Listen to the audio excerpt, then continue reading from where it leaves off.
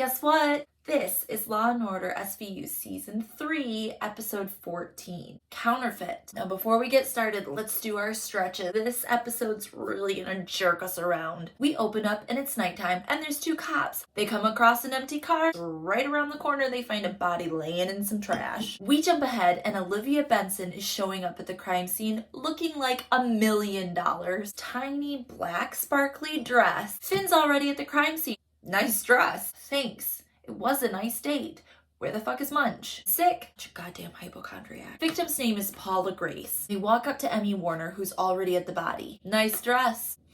What do we got? It's a rape homicide, fluid on the thigh, lots of pre-mortem bruising. Cause of death? A massive head injury. Do you have any idea what she's doing in this Lover's Lane area? They only found a purse in the car, but they haven't checked the trunk yet. The trunk release isn't working, the keys aren't working either. Finn says that they see this in narcotics all the time. Drug dealers use the trunk and then disable everything so that it's a good hiding spot. He's got a knife and pops that baby open. Geez, were you a car thief in a prior life? No, baby. A Boy Scout. Always prepared. Click. And what do they find? An ass ton of pills. Rytech. What is Rytech? We don't know. We jump back to the precinct and Finn is filling Cragen in. The victim, Paula Grace, worked at a pharmacy, except the pharmacy that she works at doesn't make Rytech. Benson walks in and Cragen's like, nice dress. Did we find out what this Rytech is yet? Yup, a hot new cancer treatment drug. And one course will cost you like 25 grand. All those pills in her trunk come out to a cool $1 million. That's a ton of money. Whoever killed Paula might not have known it was in the trunk. We're at Quantum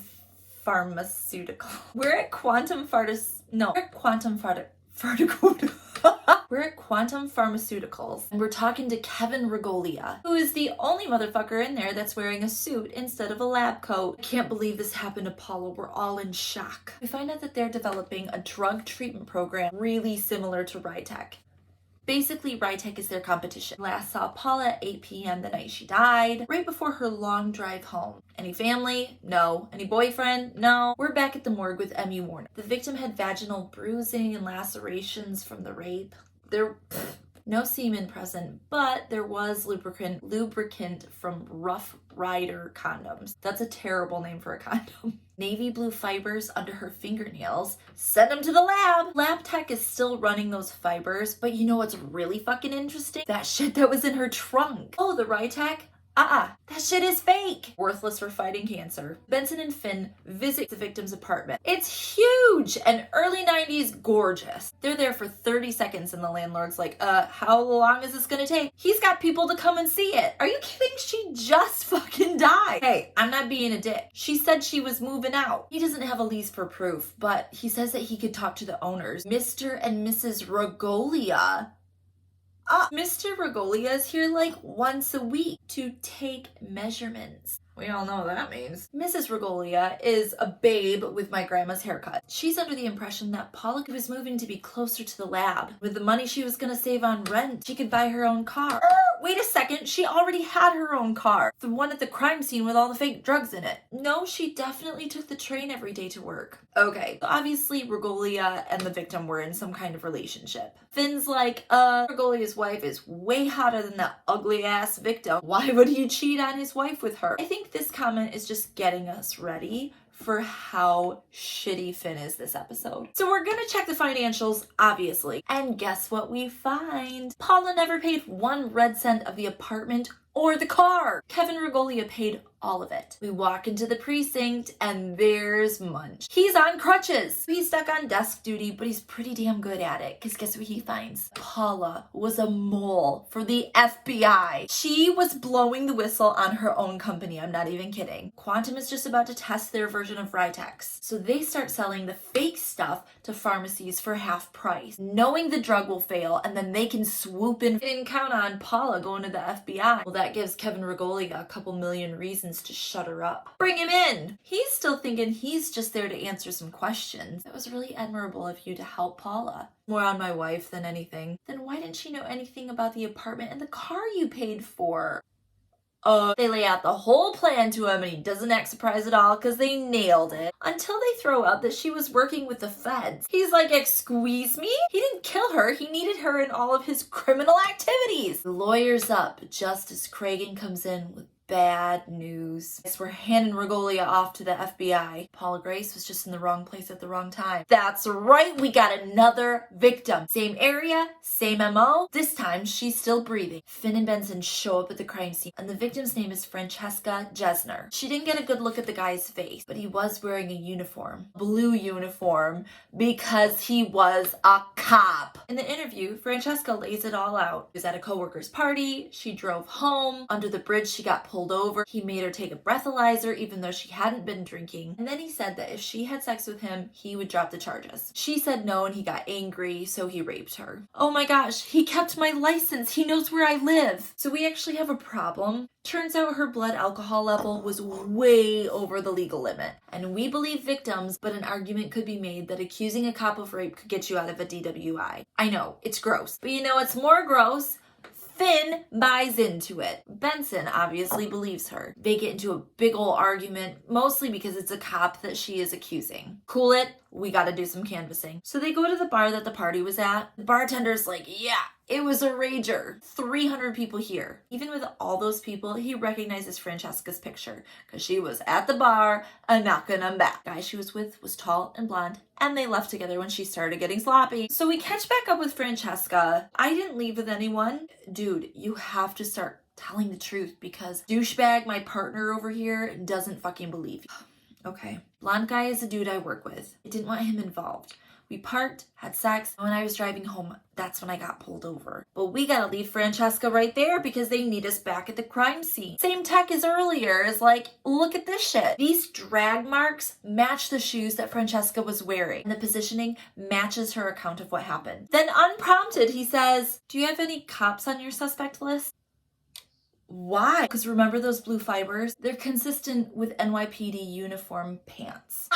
In your face, suck it, Finn. So we're back at the precinct and Munch has done a bunch of grunt work. There was no citation written and all cars were accounted for except for one. In fact, this same car was unaccounted for in both crimes. You got names? Al Marcosi and Roger Graves. Marcosi's been on the job for 10 years and Graves just got out of the academy. Cragen wants to pull their uniforms and files, but Benson wants to stop over to the 2-2 first. You see, that was her old job and she wants to finesse her old boss, Lieutenant Phil Urzy. By finesse, she means lie to. We're thinking something like a cop car scared our perp off. That's why we're trying to check police activity in the area. Any ideas? He's like, oh yeah, probably Marcosi and Graves. Because they're his problem children. They don't play by the rules. Why the fuck haven't you ripped them yet? Because they bring in the big collars. Do you mind if we go talk to them? Totally not to bust their chops. Totally not. So they catch up with Marcosi and Graves. Benson's like, can we ask you some questions? But basically before she can get any information, Finn is like, it's okay, you're cops, have a great night. What the hell, Finn? He's not going hard on two good cops just because they might have done something wrong. Whose side are you on anyway? The victims. Like we're supposed to be. Right after this, Cragen's getting his butt reamed by some suit at IAB. We investigate cops. Well, we investigate sex crimes. We weren't trying to hide shit from you. You spoke to our target without our knowledge. That's right. Marcosi's been under investigation for 6 months. Oh, nothing too bad. It's having sex with a sex worker in exchange for not arresting her. They've been trying to nail him to the wall, but can't because that sex worker fucking disappeared. Back at the precinct and there's some fun banter, but I'm sorry. I am still too pissed at you, Finn. I can't do this right now. I'm gonna need some time. We found out that the alleged sex worker involved was named Raquel Stevens. IAB has an anonymous tip from a possible witness, another sex worker named Mandy Mango. Benson and Finn track Mandy down and she's hesitant to talk. You think? They're like, come on, Raquel was a friend of yours. Yeah, and Marcosi's a friend of yours. She just doesn't want to get disappeared too. So she spills. The night of the incident, they were both picked up for sex work. Raquel bummed a cigarette from Marcosi. He took her into a different room so she could smoke it, and while they were there, he offered her a freebie for a dropped charge. So she took it, and then a couple of days later, he called her up and asked for a date. That was the last time she saw her. Benson looks over at Finn. Do you believe her yet? not on the word of some hooker. We try and look for evidence on Marcose's car, but conveniently, he's had the tires all replaced, he's had the undercarriage washed, so we're screwed. Not totally. Here's a teeny tiny bag of some gravel that we found in the wheel wells. It's consistent with the gravel that was in Francesca's shoes. Uh-oh, there's some big ass trouble with a capital T. Somebody leaked this shit to the news and they're running a story first thing in the morning. Killer rapist cop on the loose. Well shit, we don't want Marcosi to dump any evidence. Cabot quick gets a warrant for his locker and they bag everything, including a box of Rough Rider condoms. So now we've got Marcosi in an interrogation room and we present him with all this shit we got. He's got an answer for everything, so he doesn't play by the rules. Then they remind him that Raquel Stevens disappeared. That's right, motherfucker. IAB's been investigating you for her disappearance. This actually surprises him, and he finally admits that, yeah, he was there the night of the crime. He had a date in the car. His partner was looking out, and it was a good thing he did, because they saw Lieutenant Ursie's car pull up. Okay, Cragen, Marcosi dickhead put himself at the scene of the crime, but we actually have another victim. No, it could still be him. This was 6 months ago. Just now reporting it. She was afraid because it was a cop. Cragen wants Benson and Huang to get in there and interview her. The victim's name is Stacia, and she's doing an amazing job blaming herself for her own rape. During the rape, did he experience any sexual difficulties? Yep. He lost his erection. Then he smacked the shit out of her. Then he could go again. Okay, Huang, give it to us. The badge, the uniform, the gun, they all bolster his sense of power, which enhances his masculinity and his control. That's probably why he became a cop in the first place. Marcosi's like, do a fucking lineup. I'll stand in it right now. Head over to Francesca's apartment to pick her up for the lineup. There's like a whole group of people outside. They already got her. Your buddy got her into the car without your help. What are you... A cop? Yeah, I thought she was gonna claw his eyes out. The whole team's flying around the precinct trying to figure out where he took Francesca. Marcosi's here, so obviously it wasn't him. But remember what Marcosi said about the night of the murder? He saw Lieutenant Ursie's car. But good luck getting any information out of him. He's all butthurt and he tells them to go to hell. So now we're looking at files of people who impersonate cops. We're looking at businesses that sell bootleg NYPD outfits. And we're wasting what's probably Francesca's last hours chasing down these stupid leads. But just when they're at the end of their rope, who the fuck saunters into the precinct? It's Marcosi. He has some information that could probably save Francesca's life, and he's finally over his hurt man feelings enough to be able to share it. He thought it was Ursie's car. It wasn't his car because he ran the license plate. It belongs to Jeffrey Trappini. Here's his address. Benson's like, thank you, you did the right thing. I would kick that guy in the fucking nuts. They bust into Trappini's apartment and there's blood in the bed, but there's no Francesca. We know where he is right now. He's at the park doing his job. Should we go pick him up? Or should we wait and see if he leads us to the victim? Cragen says it's too risky. Benson and Finn get to the park and see him violently stabbing garbage. And Olivia makes a very ballsy move. Munch, we're at the park. Tell Cragen Trappini is not here. So they follow Trappini into a dive bar. It's a cop bar, of course, and start having a loud-ass conversation. You hear about this cluster over at the 2-2? Well, this guy's got a set on him. Grabbing her up in the broad daylight. Well, she's gotta be dead. Keeping her alive is way too risky. Trappini stands up, floors it out of there, leads him right to this creepy-ass warehouse. They kick down that door, and what do they find? Francesca on a mattress, handcuffed to the wall, and fake cop Trappini is standing over her. Get on the ground, assume the position! On the wall above Francesca is like 25 different licenses.